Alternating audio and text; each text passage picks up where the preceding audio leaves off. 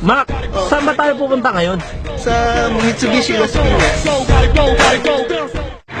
Guys, grabe. Pagpunta na kami sa Mitsubishi Las Piñas. Kunin ko na yung first brand.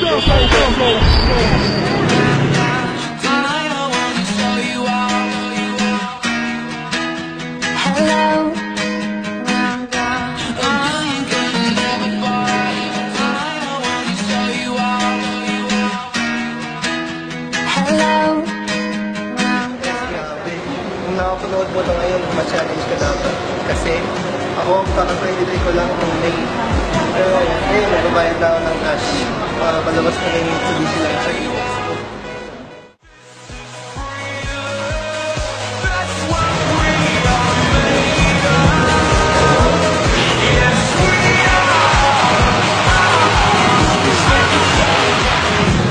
Unang-una sa lahat, nagpapasalamat ako kay God, syempre, sa binigay niya sa akin blessings. Pangalawa, pinapasalamatan ko ang pamilya ko sa pagsuporta sa akin sa business na to.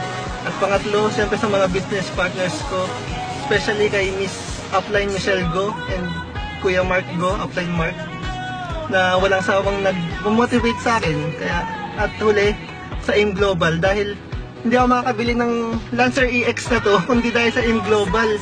23 years old ako, last year lang ako gumaduate, pero simula nun, wala pa akong nagiging trabaho. AIM Global lang talaga, grabe. Kung ikaw, estudyante, gusto mong magkaroon ng extra income para hindi ka nahingi ng baon sa nanay mo, pang gimmick din, try mo mag-AIM Global. Kung OFW ka, matagal ka na sa ibang bansa, pero nahihirapan ka pa din, mag-AIM Global ka, madami kaming office sa ibang bansa. Kung ikaw tambay, gusto mo mabagong buhay mo, katulad ko, mag-AIM Global ka. God bless.